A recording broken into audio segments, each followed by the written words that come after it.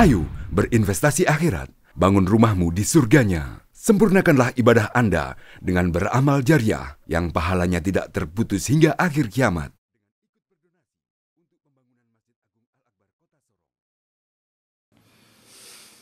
أعوذ بالله من الشيطان الرجيم بسم الله الرحمن الرحيم ولقد آتينا موسى الكتاب وقفينا من بعده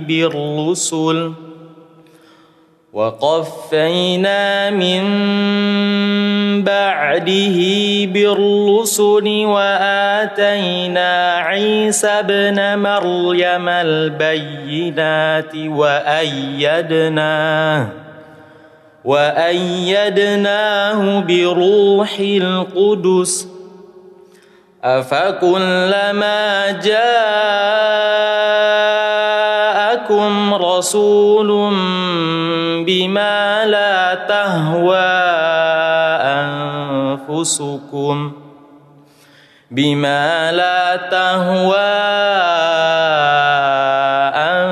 أنفسكم استكبرتم ففريقا كذبتم وفريقا تقتلون وقالوا قلوبنا غلف بل لعنهم الله بكفرهم فقليلا ما يؤمنون ولما جاءهم كتاب من عند الله مصدق لما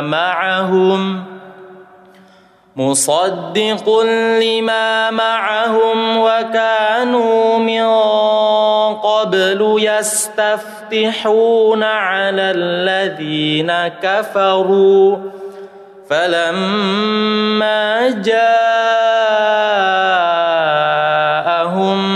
ما عرفوا كفروا به فلعنة الله على الكافرين بئس ما اشتروا به أنفسهم أن يكفروا بما أنزل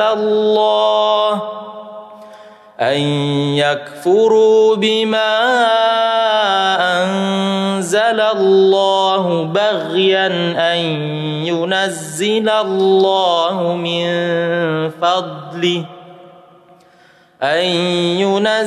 الله من فضله على من يشاء من عباده فباءوا بغضب على غضب وللكافرين عذاب مهين صدق الله العظيم.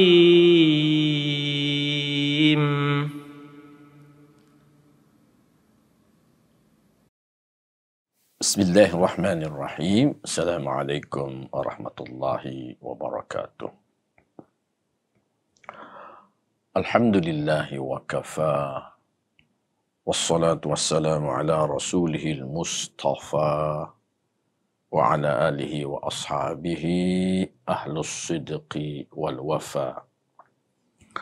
Ashhadu an la ilaha illallah wahdahu la syarikalah wa ashhadu anna Muhammadan abduhu wa rasuluh. Kaum muslimin dan muslimat, para pemirsa yang dirahmati Allah Subhanahu wa taala. Semoga kita semua dalam naungan kasih sayang Allah dan keberkahan dari Allah Subhanahu wa Ta'ala. Alhamdulillah, lanjutan kajian Quran kita kali ini adalah ayat yang ke-87 sampai dengan 90, masih di surah Al-Baqarah. Di ayat yang ke-87, Allah Subhanahu wa Ta'ala berfirman, A'udzu billahi minasyaitonir rajim. وَلَقَدْ آتَيْنَا مُوسَى الْكِتَابَ وَكَفَّيْنَاهُ مِنْ بَعْدِهِ بِالرُّسُلِ وَآتَيْنَا عِيسَى ابْنَ مَرْيَمَ الْبَيِّنَاتِ وَأَيَّدْنَاهُ بِرُوحِ الْقُدُسِ أَفَكُلَّمَا جَاءَكُمْ رَسُولٌ بِمَا لَا تَهْوَى أَنفُسُكُمُ اسْتَكْبَرْتُمْ فَفَرِيقًا كَذَّبْتُمْ وَفَرِيقًا تَقْتُلُونَ. Dan benar-benar sungguh telah kami berikan kepada Musa Alkitab, yaitu Taurat. Wa qaffayna min ba'dihi birrusul, dan kami ikutkan sesudah Musa itu dengan beberapa rasul kemudian.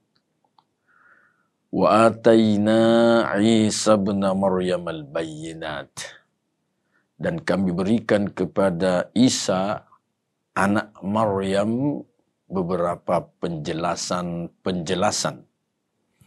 Wa ayyadnahu biruhil qudus, dan kami kuatkan ia dengan Ruhul Qudus. Afakullama ja'akum rasulun bima la tahwa anfusukum mustakbartum. Apakah tiap-tiap kali datang kepada kalian seorang rasul yang kalian tidak sukai, kalian tidak inginkan oleh diri-diri kalian, kalian takabur? Fafariqan kadzabtum, maka sebahagian dari rasul itu kalian dustakan. Wa fariqan taqtulun, dan sebahagian lain kalian bunuh. Kaum muslimin jamaah yang dirahmati Allah, beberapa rasul yang Allah utus sesudah Musa, di antaranya adalah saudaranya sendiri, Nabi Harun. Kemudian setelah itu Nabi Zakaria, Nabi Yahya, Nabi Isa, dan tentu yang terakhir, Nabi yang terakhir adalah Rasulullah sallallahu alaihi wasallam. Semua rasul itu yang datang sesudah Musa, fa inna ma jaa bi itsbatit taurati wal amri biluzumiha. Tiada lain, mereka itu datang diutus oleh Allah untuk meneguhkan ajaran-ajaran Allah yang datang dalam kitab Taurat, dan perintah Allah Subhanahu wa Ta'ala untuk senantiasa dijalankan perintah yang ada dalam kitab Taurat itu. Ila Isa alaihissalam, sampai kenabian Isa alaihissalam. Jadi rasul-rasul yang datang sesudah Musa sampai Isa, mereka semua diutus oleh Allah dengan membawa misi adalah untuk meneguhkan ajaran-ajaran Allah yang ada dalam kitab Taurat, dan juga perintah Allah Subhanahu wa Ta'ala untuk senantiasa diistiqomahi di dalam pelaksanaannya dalam kehidupan sehari-hari. Jamaah yang dirahmati Allah, Selanjutnya, masalah Ruhul Qudus yang terdapat dalam ayat ini, di mana di sana nyatakan wa ataina Isa bin Maryam al-bayyinat wa ayyadnahu bi Ruhil Qudus. Kami kuatkan Isa itu dengan Ruhul Kudus. Apa yang dimaksud dengan Ruhul Kudus?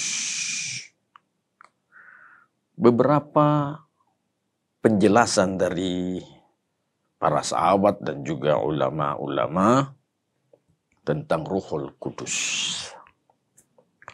Yang pertama, summiya Jibril ruhan wa udhifa ilal Qudus. Jibril itu Allah dinamakan sebagai ruh. Dan ruh itu dilekatkan kepada kata kudus. Li'annahu kana bitakwinillah azza wa jalla ruhan min ghairi wiladati walidin walada. Karena Jibril itu diciptakan oleh Azza wa Jalla, dia diberi ruh dan tak ada kelahiran dari seorang orang tua yang melahirkan.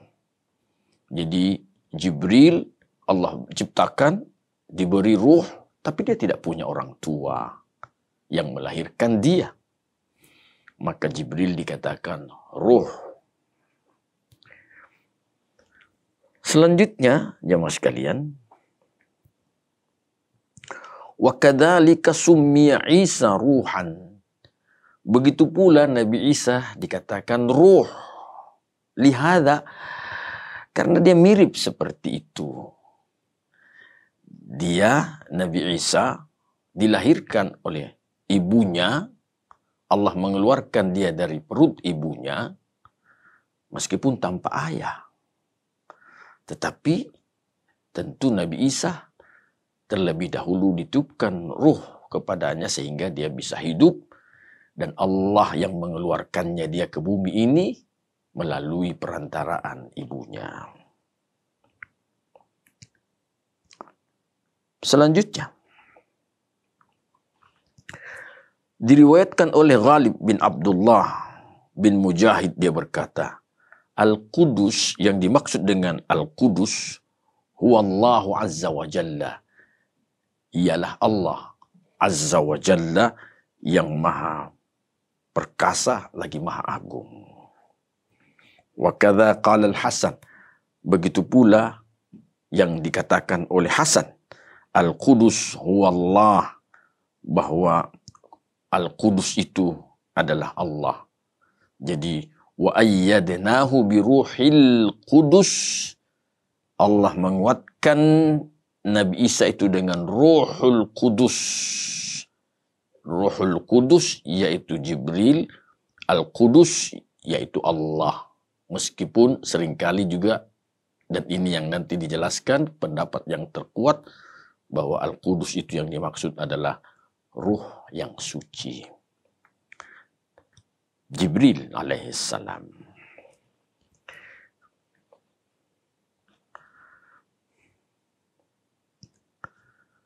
Selanjutnya,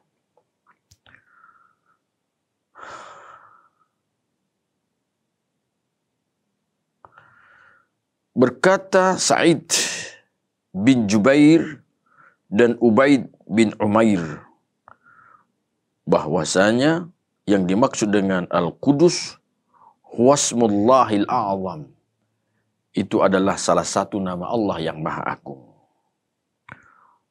Ya, waqila, dan ada pendapat lain yang mengatakan al-muradu, yang dimaksud dengan Al-Qudus yaitu Al-Injil, kitab Injil.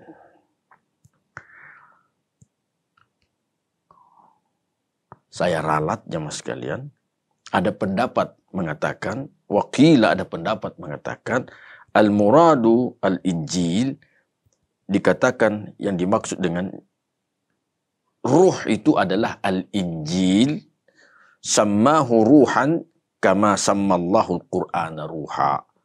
Allah memberi nama Injil itu dengan ruh, sebagaimana Allah memberi nama Al-Quran juga dengan kata ruhan. Fi qawlihi ta'ala, seperti yang terdapat dalam firman Allah Ta'ala yang menyatakan, wa kadzalika auhayna ilaika ruhan min amrina. Dan begitulah kami wahyukan kepadamu ruham min amrina. Ruh yang dimaksud adalah Al-Quran, min amrina, atas perintah kami. Ini terdapat dalam surah Asy-Syura ayat 52. Dari sekian banyak paparan pendapat itu jemaah sekalian, maka ya yang paling kuat dari pendapat-pendapat itu adalah yang menyatakan bahwa Ruhul Qudus yang dimaksud adalah Jibril, malaikat Jibril alaihi salam. Kaum muslimin dan muslimat, para pemirsa yang dirahmati Allah. Afakullama, selanjutnya Allah nyatakan, afakullama ja'akum rasulun bima la tahwa anfusukum mustakbartum. Apakah tiap-tiap kali datang kepada kalian seorang rasul yang kalian tidak sukai oleh diri kalian, maka kalian menyombongkan diri? Fafariqan kadzdzabtum wa fariqan taqtulun. Sebahagian dari rasul itu kalian dustakan dan sebahagian lagi kalian bunuh. Di antara rasul yang mereka Bani Israel itu dustakan adalah Isa, Nabi Isa alaihissalam, dan juga Rasulullah Muhammad sallallahu alaihi wasallam. Dan di antara nabi yang mereka bunuh, orang-orang Yahudi bunuh itu adalah Nabi Yahya dan juga Nabi Zakaria alaihi wassalam. Jemaah yang dirahmati Allah, tentu pelajaran yang kita bisa ambil adalah begitu bejatnya watak dan karakteristik orang-orang Yahudi.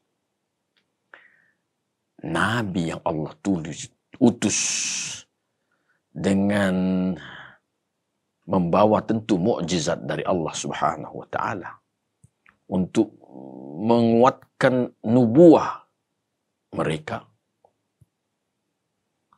Mereka dustakan. Mereka bunuh. Ini tentu bukan hal yang mengherankan kalau sekiranya ada ulama-ulama, di kemudian hari ada ulama-ulama yang tentunya kita semua faham bahwa ulama itu adalah warathatul anbiya, pewaris para nabi. Mereka ulama itu, ulama-ulama yang saleh itu, ada di antara umat manusia ini yang mendustakannya. Bahkan beberapa ulama terbunuh di dalam menjalankan misi mereka, yaitu amar ma'ruf nahi mungkar. Pertanyaannya adalah, apakah ulama-ulama ini harus berhenti dari menjalankan misi risalah? Tentu tidak. Sebab ada kemuliaan yang Allah siapkan pada mereka yang menjalankan misi risalah kenabian itu. Kemuliaan di dunia dan juga kemuliaan di hari akhirat kelak. Kita jemaah sekalian yang bukan ulama, kita yang belum mencapai makam sebagai ulama, tentu sikap yang kita harus lakukan adalah senantiasa berdiri tegak di belakang barisan ulama-ulama saleh tadi.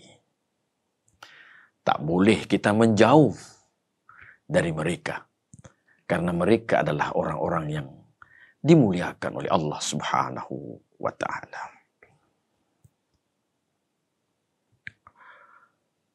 Pada ayat yang ke-88, Allah Subhanahu wa Ta'ala berfirman, wa qalu qulubuna gulf, dan mereka berkata, hati-hati kami ini sudah tertutup. Balla'anahumullahu bikufrihim, bahkan Allah melaknat mereka disebabkan karena kekafiran mereka. Faqalilam ma yu'minun, dan alangkah sedikitnya mereka itu yang beriman. Jamaah yang di Allah, qulubuna gulf wa qalu qulubuna gulf. Mereka berkata, hati-hati kami ini sudah tertutup. Qala Ibnu Abbas berkata, qulubuna mumtali'atun ilman. Hati kami ini sudah penuh dengan pengetahuan. La tahtaju ila ilmi Muhammadin sallallahu alaihi wasallam wala ghairihi. Karena hati kami ini sudah penuh dengan ilmu, maka tidak butuh lagi kepada ilmunya Muhammad dan juga yang lainnya. Ini penolakan yang didasari karena ketakaburan. Jemaah yang dirahmati Allah, betapapun seseorang itu katakanlah banyak ilmunya, tetapi tentu tidak sebanding dengan ilmu Allah Subhanahu wa Ta'ala. Terlalu jauh. Rasulullah pernah memberikan gambaran. Beliau mampir di sebuah tepi sungai. Kemudian beliau mencelupkan telunjuknya ke air sungai itu. Setelah itu beliau angkat. Ada satu tetes dari air di telunjuknya itu yang jatuh. Setetes yang jatuh ke lautan sungai itu. Kemudian Rasulullah menyatakan, perumpamaan ilmunya Allah dengan ilmunya manusia. Ilmu kita ini hanya setetes itu. Dan ilmu Allah adalah lautan yang maha luas itu. Kaum muslimin yang dirahmati Allah. Kalau mereka mengatakan bahwa mereka tidak butuh kepada ilmunya Muhammad sallallahu alaihi wasallam, sekali lagi ini kesombongan. Yang kedua, ini berarti bahwa mereka bersekukuh dengan kesesatan-kesesatan yang semakin berkarat di dalam hati mereka. Dan mereka tidak punya keinginan sedikit pun juga untuk memperbaiki diri, menghindarkan diri dari kesesatan-kesesatan yang masa lampau itu. Ini tentu sebuah kebodohan yang sangat besar.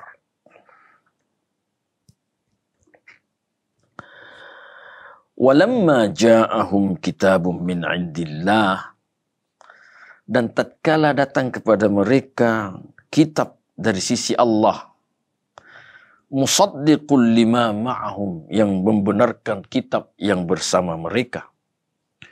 Wa kanu min qablu yastaftihuna 'alal ladzina kafaru, dan adalah mereka sebelumnya mereka minta tolong kepada orang-orang kafir. Falamma ja'ahum ma'arafu, maka tatkala datang kepada mereka apa yang mereka ketahui, kafaru bih, mereka mengingkari hal yang datang yang baru mereka ketahui itu. Fala'natullahi 'alal kafirin, maka laknat Allah terhadap orang-orang yang kafir itu. Ini jemaah sekalian yang dirahmati Allah menyatakan bahwa antara kitab yang terdahulu, Taurat, Zabur, Injil, ini saling menguatkan antara satu dengan yang lainnya.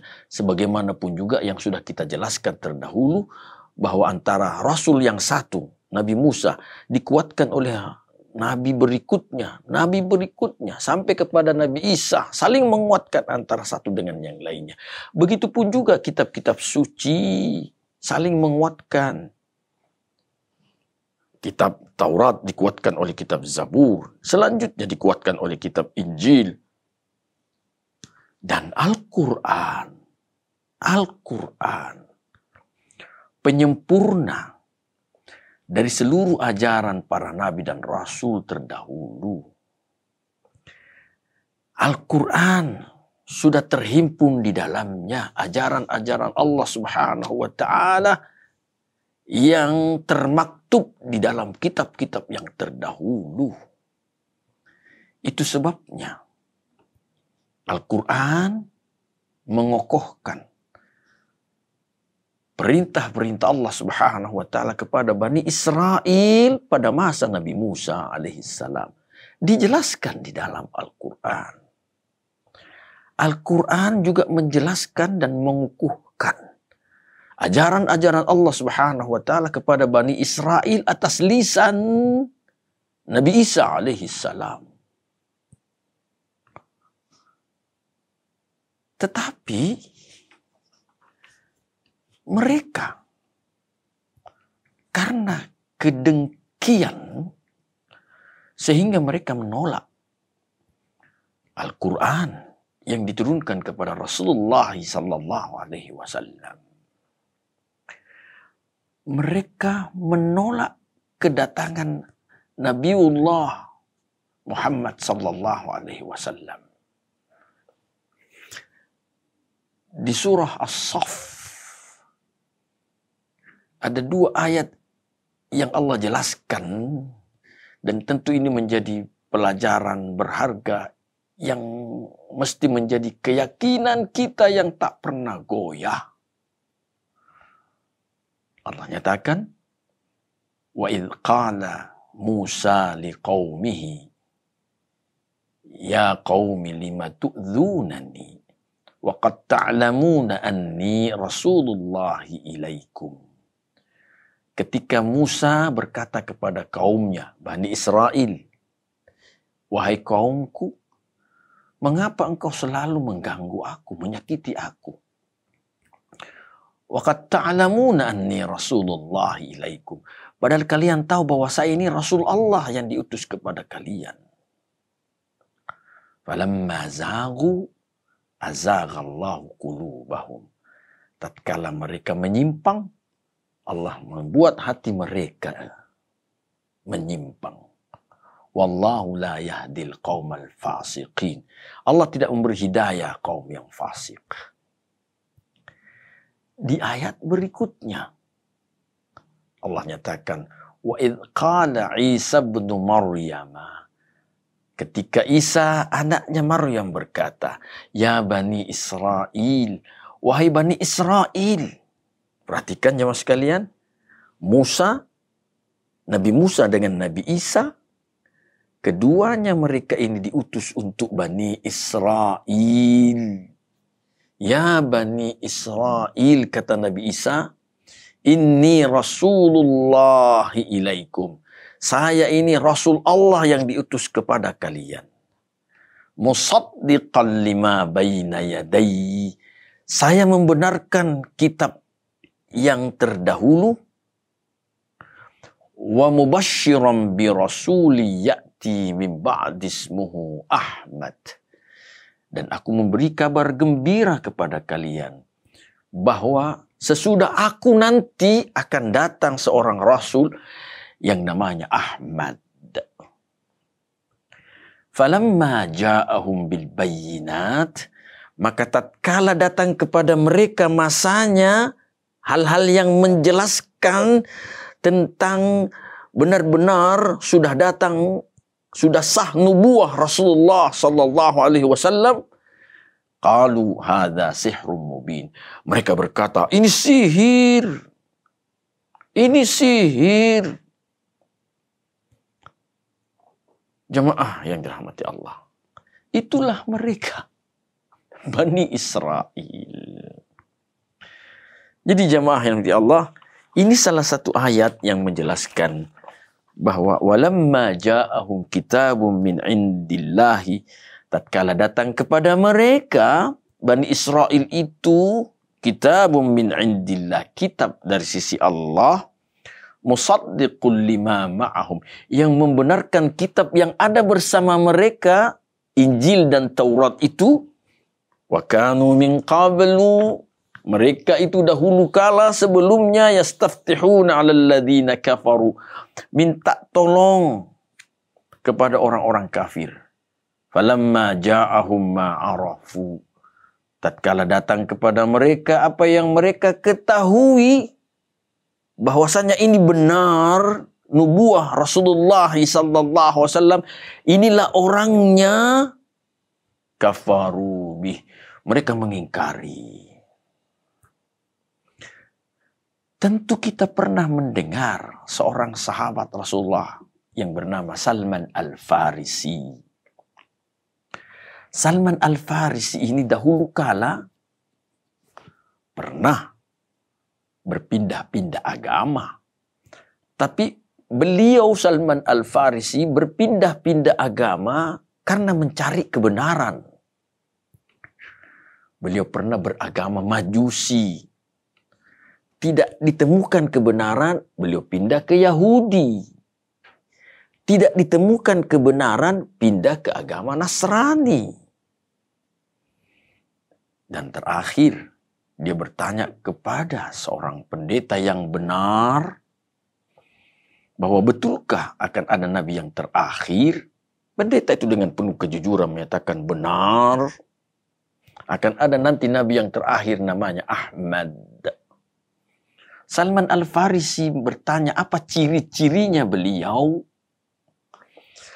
Dan pendeta menjelaskan salah satu cirinya adalah bahwa di punggung beliau ada cap kenabian.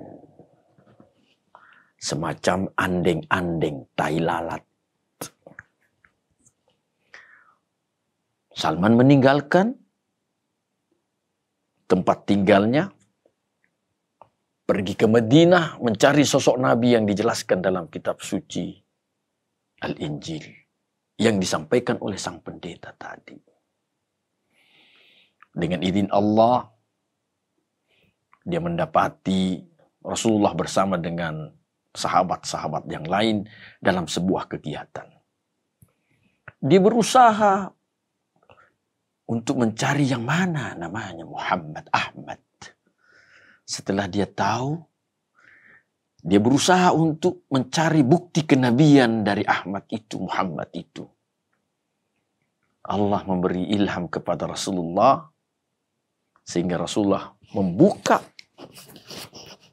sebuah kancing beliau dan membelakangkan leher baju beliau, sehingga nampak cap kenabian di pundak belakang beliau. Melihat itu, Salman Al-Farisi meyakini bahwa inilah Nabi dan Rasul yang terakhir.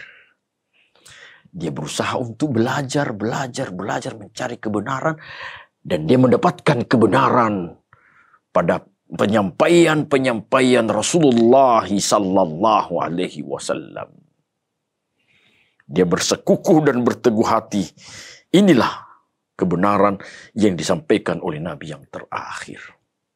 Salman Al-Farisi, salah seorang sahabat Rasulullah sallallahu alaihi wasallam. Jamaah yang dirahmati Allah.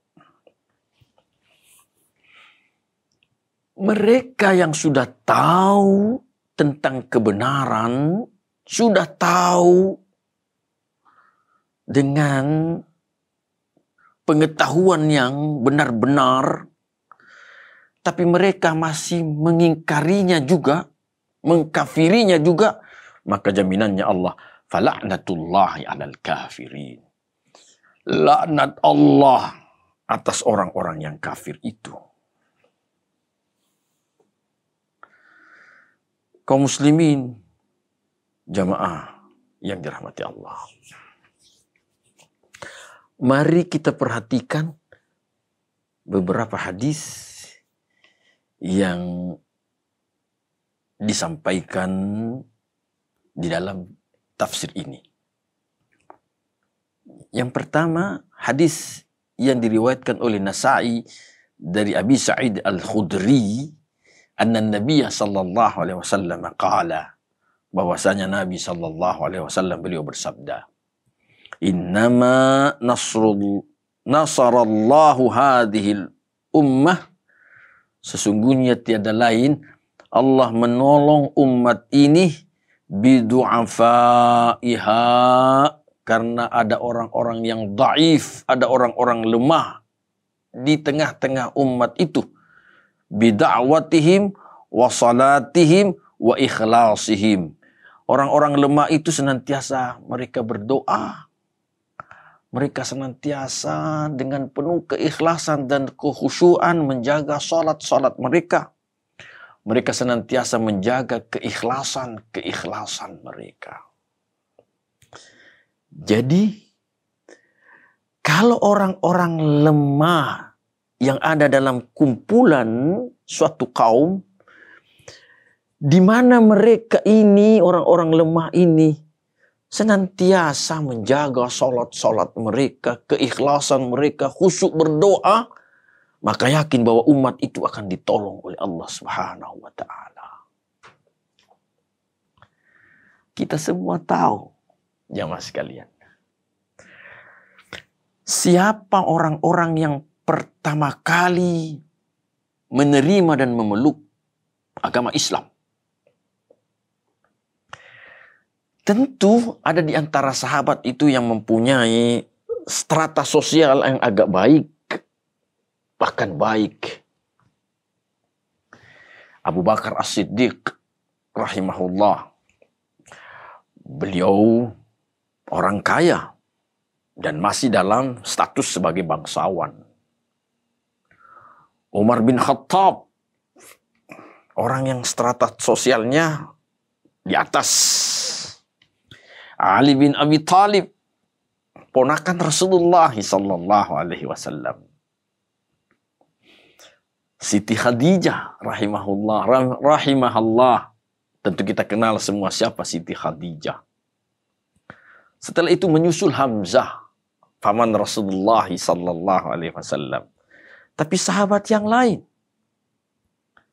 Bilal bin Rabah, Ammar bin Yasir, lebih banyak sahabat yang strata sosialnya itu di bawah. Orang-orang miskin. Tetapi mereka yang di bawah ini, strata sosial di bawah ini, dengan mudahnya menerima ajakan kebenaran dari Rasulullah sallallahu alaihi wasallam. Dengan mudahnya iman itu masuk dan melekat terpatri di dalam hati mereka. Doa-doa mereka senantiasa khusyuk. Salat mereka jaga dan pelihara dengan sebaik-baiknya. Keikhlasan mereka luar biasa. Sangat-sangat teruji. Bilal bin Rabah, ketika dia masuk Islam, tidak ringan siksaan yang dia hadapi dari majikannya, dari tuannya. Ammar bin Yasir juga seperti itu, tidak ringan. Ibu bapaknya mati dibunuh gara-gara dia mau masuk Islam. Ammar bin Yasir pun juga disiksa sampai setengah mati karena tak tahan dengan siksaan. Dia mengucapkan kalimat Lata dan Uzza. Kemudian dia dibebaskan dari siksaan dan dibebaskan dari perbudakan. Setelah itu, dalam kondisi yang menangis, sangat sedih, beliau mendatangi Rasulullah SAW. Lantas beliau berkata, ya Rasulullah, celaka saya, Rasulullah, celaka saya, Rasulullah. Rasul menyatakan, ada apa ya Ammar? Ammar menyatakan, ya Rasulullah, saya sudah tadi mengatakan Lata dan Uzza.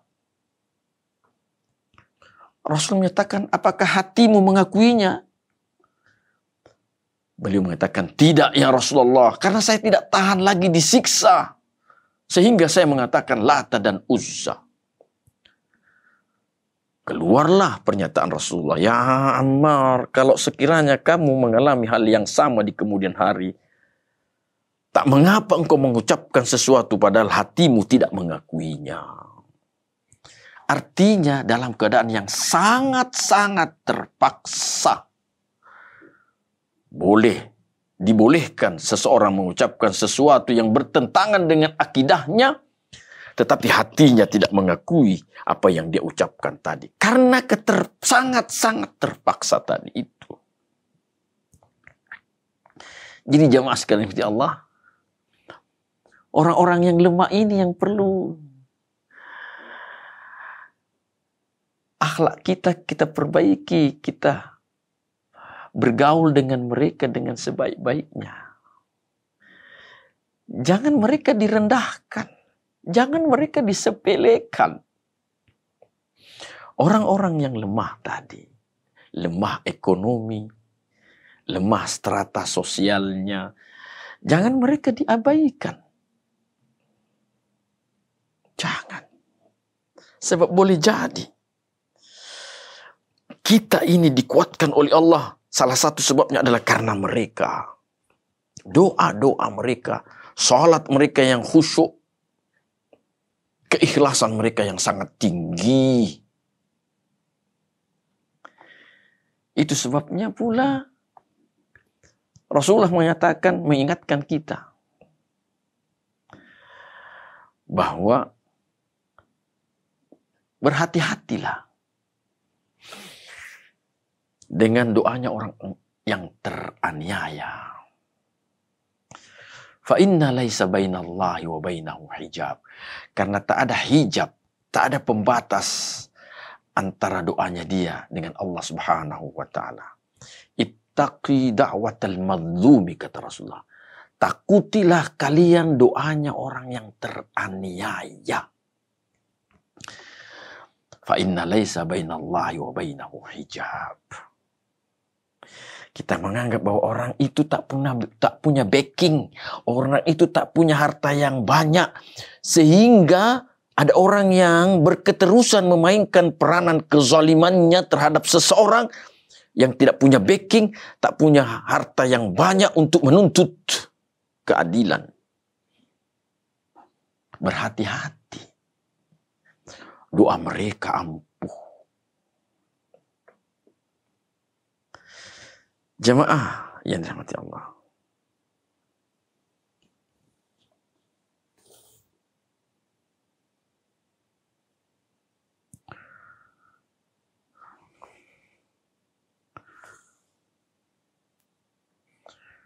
Di ayat selanjutnya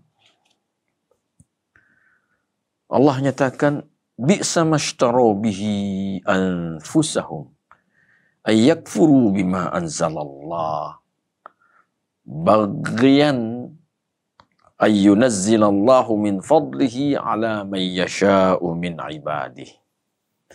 Alangkah buruknya apa yang ditukar oleh diri mereka, bahwa mereka kufur terhadap apa yang Allah turunkan, baghyan, karena iri, dengki. Ayyunazzilallahu min fadlihi ala man yasha'u min ibadih. Bahwa Allah menurunkan keutamaannya terhadap siapa yang Allah kehendaki dari hamba-hambanya.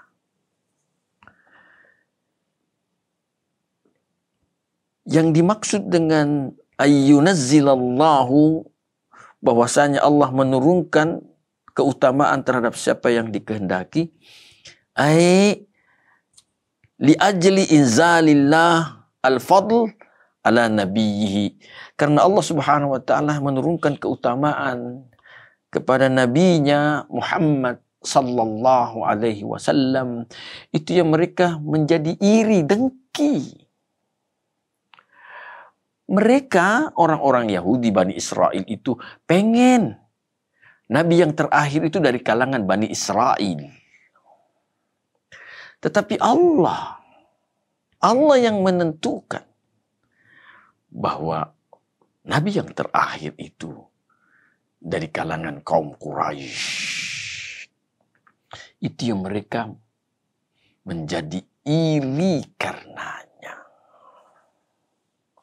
Faba'u bi ghadabin ala ghadabin. Karena mereka kufur, maka mereka berpindah-pindah dari satu kemurkaan menuju kemurkaan berikutnya. Kemurkaan dari Allah. Allah memurkai orang-orang yang mengingkari ajaran Allah Subhanahu wa ta'ala. Allah murka terhadap orang-orang yang mengingkari nabinya Allah Subhanahu wa ta'ala. Tentu mereka berpindah-pindah dari satu musibah ke musibah yang lain. Walil kafirina adzabun muhin. Dan bagi orang kafir, siksa yang maha menghinakan. Jamaah yang dirahmati Allah. Hal yang perlu kita koreksi dalam kehidupan kita. Bahwa sering kita di Indonesia ini berkali-kali kita mendapatkan musibah. Baik itu berpindah-pindah daerah atau di daerah itu sendiri, dalam satu daerah, dalam satu kawasan.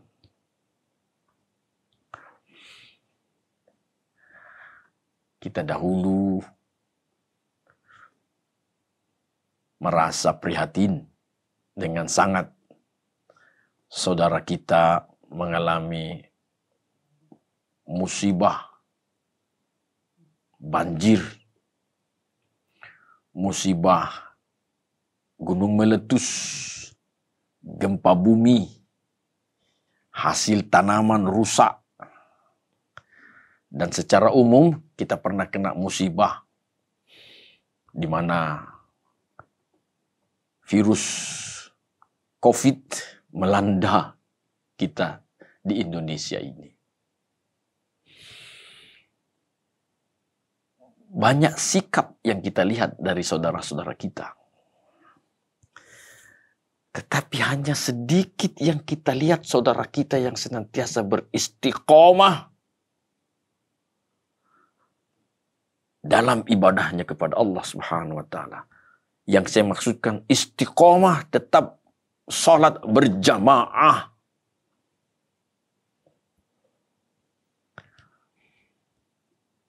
Ada perbedaan pendapat dari beberapa ustadz kita. Tetapi mari kita mengambil ibrah bahwa dahulu kala di zaman Rasulullah pernah terjadi juga penyakit ta'un.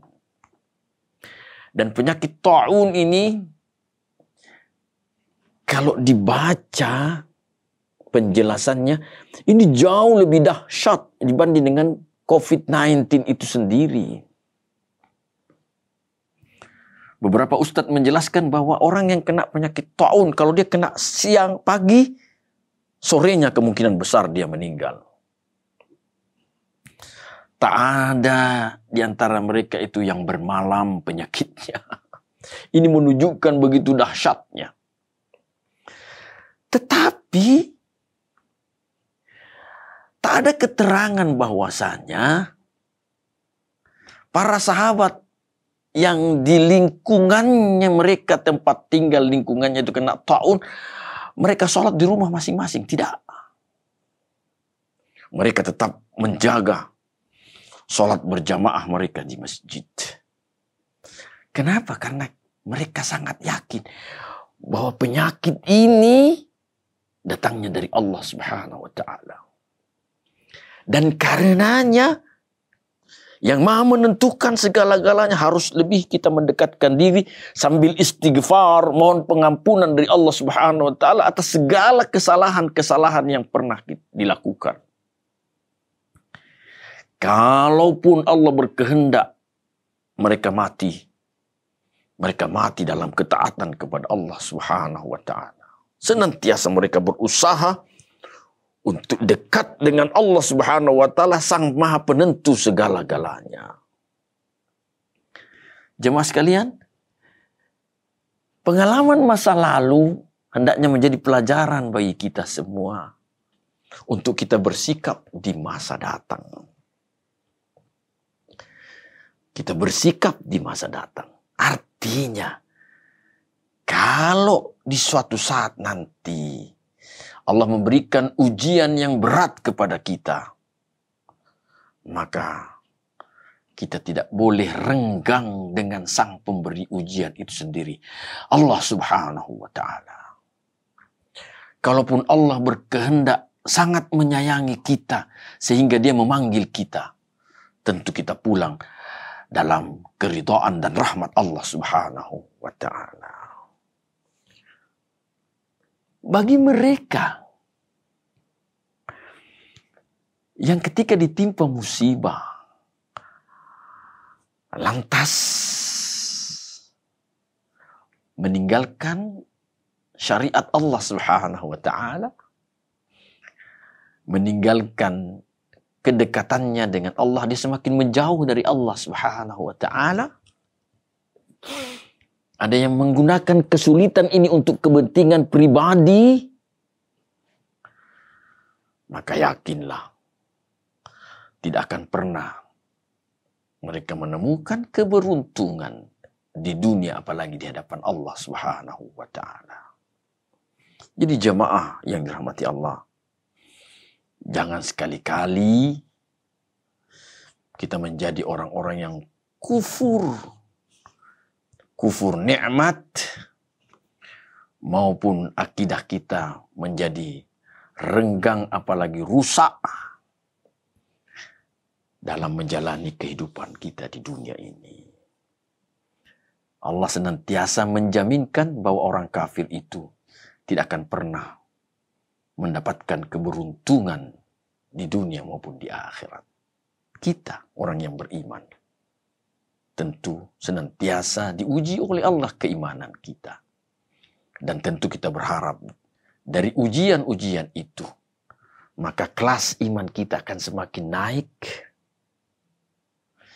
Dan tentu semakin bertambah kemuliaan kita di sisi Allah Subhanahu wa Ta'ala. Mari jemaah sekalian, kita mendekatkan diri kepada Allah Subhanahu wa Ta'ala. Ketaatan kita kepada Rasulullah sallallahu alaihi wasallam kita tingkatkan. Kita semakin menjauhkan diri dari yang dilarang oleh Allah dan Rasulnya. Ukhuwah Islamiyah kita, kasih sayang sesama muslim semakin dipelihara. Mudah-mudahan Allah Subhanahu wa Ta'ala senantiasa merahmati kita semua. Kita akan berjumpa di episode berikutnya. Semoga Allah senantiasa merahmati kita semua. Hadanallah wa iyyakum ajma'in. Assalamualaikum warahmatullahi wabarakatuh. Ayo dukung media dakwah Masjid Agung Al-Akbar dengan ikut berdonasi pengadaan alat multimedia dan operasional dakwah. Usia boleh terputus, pahala jariah mengalir terus.